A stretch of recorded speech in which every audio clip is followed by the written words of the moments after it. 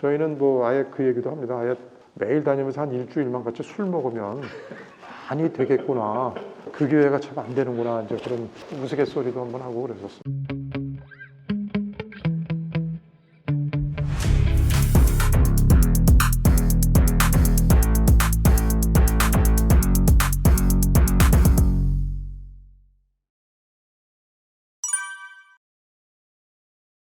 안녕하십니까. 저는 항공우주의학협회장을 맡고 있는 장정순이라고 합니다. 금년 1월부터 업무를 보고 있습니다.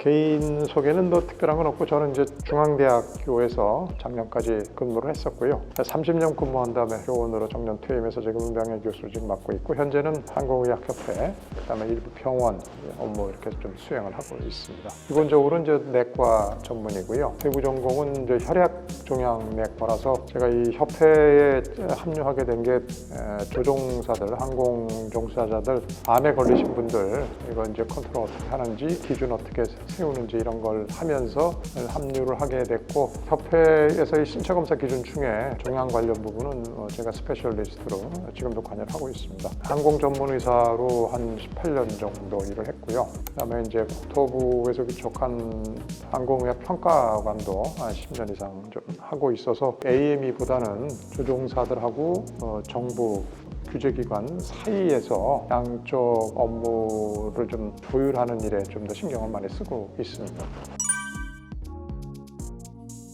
제가 그때는 이제 비행 한참 배우고 있어가지고, 저도 이제 신체 검사 하러 미국에도 가보고 우리나라에서도 가보고, 제가 보기에도 좀 약간 적절하지 않은 점도 있고, 아니면 좀 더 공부를 좀 해봐야 되겠다 생각을 하게 됐고요. 그 중에서도 이제 항공 신체 검사 업무 중에서 종양 환자분들에 대한 그 자문을 비공식적으로 조금씩 받다가 보니까 아예 참여를 해야 되겠다 그런 생각을 하게 됐습니다. 비행하게 된 계기는 제가 미국에서 연구소에서 근무하는데, 동네에 뮤니시펄 에어포트가 하나 있었어요. 헐주로 1개짜리 조그만 넌 컨트롤드 타워가 있는 데였었는데, 거기서 이제 비행기들이 자주 날아다니는 걸 봤었는데, 어느 날 지나가다가 보니까 어떤 동양인 작은 아주머니가 세스나기 지금 보니까 타이다운을 하고 있더라고요. 가까이 가서 물어봤더니 자기는 이제 비행을 배우는 중이고, 뭐 하냐 그랬더니 자기는 그냥 for the pleasure로 배우는데 누구나 다 배울 수 있다고 그런 얘기를 하더라고요. 그래서 그 아주머니가 소개를 해갖고, 대부분의 이제 미국에 있는 공항에는 플라잉 클럽이 하나씩 있기 때문에 플라잉 클럽에 가서 이제 면담도 하고 누구나 다 배울 수 있다는 걸 알게 돼서 그때부터 이제 조금씩 비행을 하게 됐습니다. 최종적으로는 FAA 라이센스? 아닙니다. 근무 기간이 끝나서 한국으로 돌아오기 때문에 제가 이어서는 대부분 기포공항에서 비행을 했습니다. 그럼 라이센스는 한국에서 받는 거예요? 네, 한국산입니다. 대기 비행만 저쪽 청주에 가서 대기 자격을 그럼 땄었고요. 최종적으로는 어디까지 가신 거예요? 육상 단발 사업용까지 했습니다. 사업용이요? 네. 그럼 비행을 꽤 하셨겠네요? 비행은 그냥 사업용 미니멈 정도 했습니다. 한 220시간 정도밖에 안 되기 때문에. 그 시기가 어느 정도였어요? 시기는 한 10여 년에 걸쳐서 조금씩 했습니다. 원래는 자가용까지만 하려고 했었는데 위험하다 보니까 살아야 되겠다는 생각을 항상 하고요. 활주로로 반대로 진입해 보려고 한 적도 있었고, VFR로 나갔다가 구름 밀려오는 바람에 성남공항에서 이제 양양 가다가 그때는 이제 IFR 하는 중이어가지고 IFR 자격이 없는데 갑자기 IFR이 돼갖고 이게 회항을 하려고 그랬었는데, 거기서는 회항할 때가 바로 밑에 있는 성남 군공항밖에 없더라고요. 그래서 성남 군공항 으로 회항을 하려고 했는데, 이제 그게 그때는 뭐 활주로도 모르고 컨택하는 그 프리퀀시도 모르고 그래가지고 되게 좀 당황했던 적이 있었는데요. 결국은 이제 그쪽으로 안 보내고 스페셜 VFR을 줘서 아주 간신히 돌아오게 됐습니다. 그래서 비행을 좀 많이 해야 되겠구나, 이제 그런 생각을 하게 돼서 사업용까지 가게 됐습니다. 오로지 살기 위해서. 네, 많이 도움이 된다고 봅니다. 조종사들이 놀고 먹는 직업이 아니라고 하는 그런 생각을 하게 됐고요. 나중에 조금 이따 말씀을 드리겠습니다만, 저희 일반 대중들, 저희 항공 전문 의사들을 포함해서 사람들이 갖고 있는 조종사에 대한 그 인식이 우리나라에는 아주 극단적으로 두 개로 갈려진다고 생각을 합니다.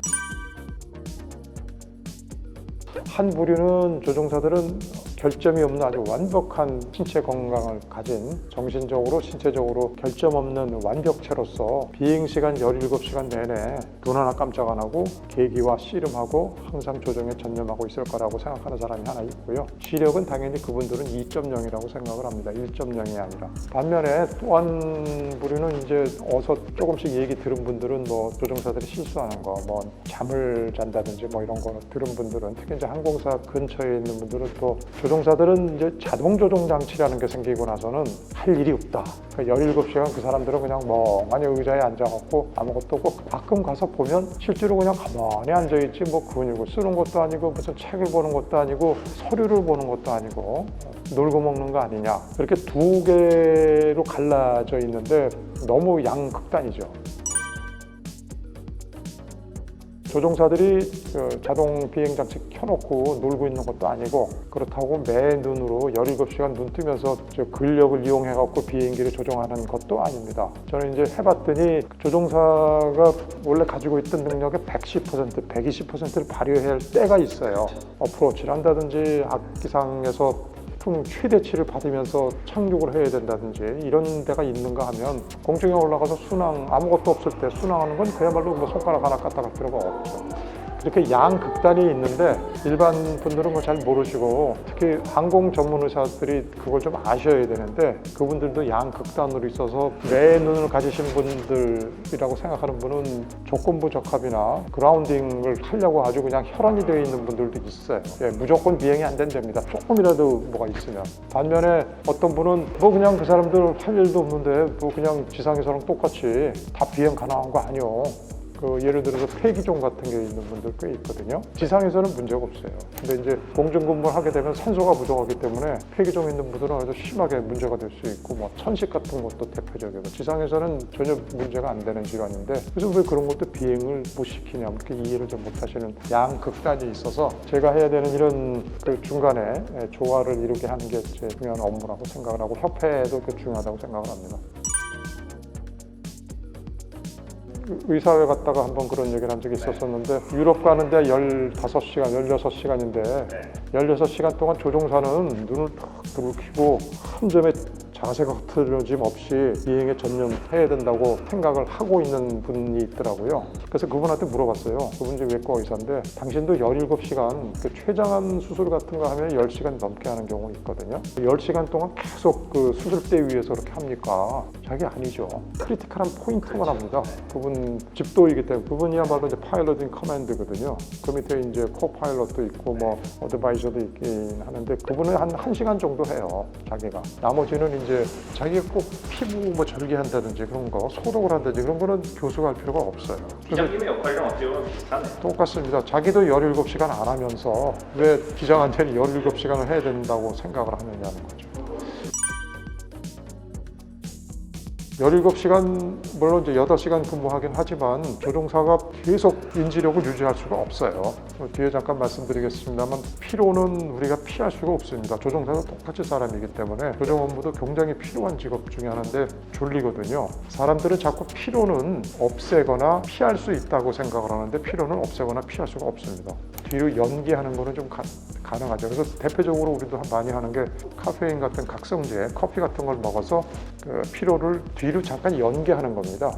그래서 꼭 필요한 때는 내가 각성이 돼 있고, 쉴 때 그 피로가 같이 오면 되니까요. 그래서 이제 컨트롤드 레스트 같은 거, 아니면 뭐 FA에서 나오는 뭐 마이크로냅, 잠깐 20분 이내에 테이크오버 시키고 내가 잠깐 정신이 좀 떠나 있겠다 이렇게 디클레어 하고 하는 거는 저는 항공안전에 매우 좋은 영향을 미친다고 보는데, 정부 측 인사들 포함해서 모든 사람들이 그건 절대 난색을 표하고 있거든요. 그게 대표적으로 항공업계에 대한 조종 현실에 대한 이해가 부족해서 그렇다고 생각을 합니다.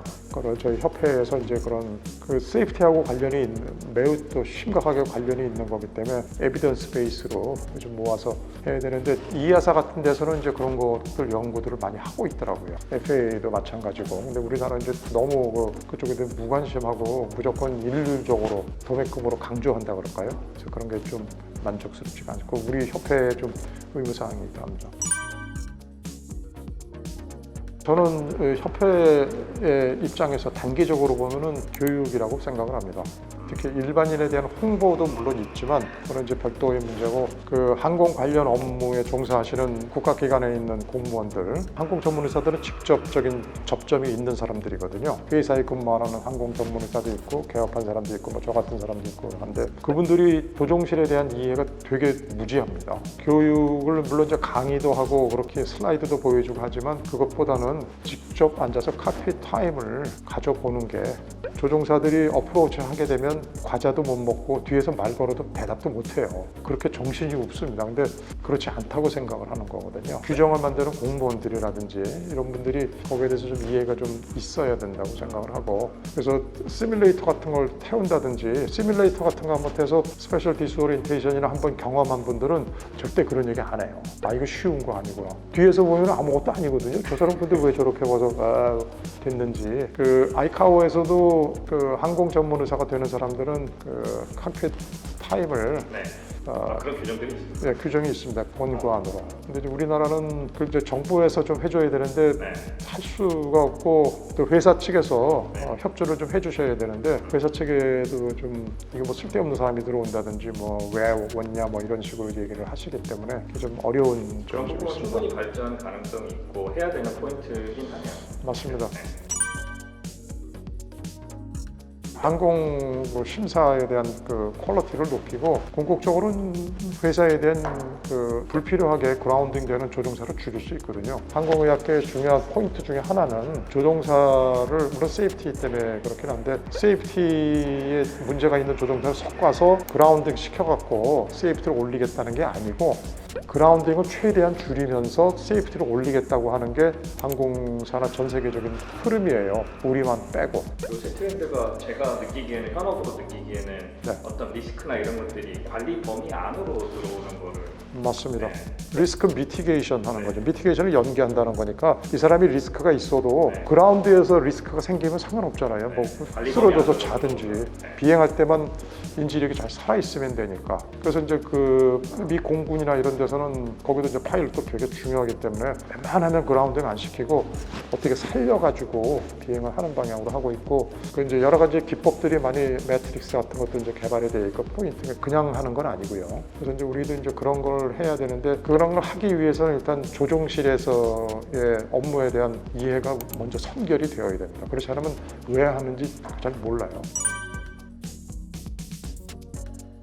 전문가들이 인너서클 해갖고 하는 건 어느 직역이나 다 있고 뭐 그렇긴 한데 조종업계도 이제 마찬가지고요. 그거는 타 직역이랑 접점을 만들어갖고 이런 유튜브라든지 홍보라든지 뭐 워크숍이라든지 타 직역이랑 많이 접점을 좀 찾으셔야 합니다. 제가 이제 지금 알파K가 제가 예전에는 이제 활동을 잘 몰랐는데 최근에 저희 협회랑도 접점이 있고 정부 측이랑도 접점을 자꾸 만들어 하려고 하시는 거는 매우 아주 잘하시는 거라고 희망적이라고 생각을 합니다. 그 항공 전문의사들, 항공의학협회, 규제기관 되게 중요하다고 생각을 합니다. 그래서 그분들이랑 적절하게 접점을 만드는 거죠. 그래서 일방적으로 주장을 한다든지 일방적으로 올오한 논으로 나가는 정부 측도 안 되고 알파K도 안 되고 저희 그 협회도 안 된다고 생각을 합니다. 그러니까 저희랑 접점을 해서 저희 실정을 알고 저 요구하는 점도 있고요. 또 저희가 몰라서 그 얘기 들어야 하는 점도 있고 그렇습니다. 어쨌든 그런 게 상호 간의 커뮤니케이션이 되지 않으면 알 수 없는 부분입니다. 맞습니다. 네. 일방으로 나가면은 다 완전히 파토가 나버리는 거죠. 그게 이제 아주 중요한 포인트를 말씀을 해주셨는데 접점을 계속 유지하고 커뮤니케이션 계속 하는 겁니다. 그래서 상호 간에 뭐 무슨 학술 모임 같은 거, 소그룹 모임들이죠. 그런 것도 하고 뭐 회식도 같이 하고 모임도 같이 하고 이렇게 같이 얘기할 기회가 많아지면 접점은 넓어질 수밖에 없고 그게 가장 확실한 방법인 것 같아요. 저희가 요번에 알파K는 이제 그 중에 하나이긴 하지만 알파K하고 저희가 이제 상호 협력하는 MOU는 이미 맺었었고요. 요 금년에 다시 이제 갱신을 했습니다. 저희 협회에서 하는 여러 가지 모임에 알파K나 뭐 이런 데 소속되신 이제 조종사분들이 오셔서 경청도 해주시고 특히 저희한테 필요한 건 코멘트거든요. 저희가 마음대로 이제 뭐 얘기하고 그러는데 그거는 또 아니고요. 비행시간 200시간인 제가 얘기하는 거하고 2만 시간인 기장님이 와서 얘기하는 건 많이 다릅니다. 그래서 이제 그런 분들, 그다음에 사용 사업체에 있는 분들 그 에스펙트도 많이 다르더라고요. 이번에 건강증진 활동이랑 뭐 이런 것 때문에 사용 사업체 주로 이제 헬기 사업체, 그다음에 교육기관 이런 데 있는 분들의 처지도 많이 다르고, 그다음에 양대 항공사, 그다음에 이제 LCC라고 알려진 그 나중에 생긴 이제 신생 항공사 전부 다 다릅니다. 각자 이제 만나갖고 얘기를 들어서 피드백을 하는 게 아주 필요하다고 다시 한번 느꼈습니다. 그게 이제 지금 아주 정확하게 지적을 하셨는데 그게 미진한 점, 중요하게 미진한 점 중에 하나입니다.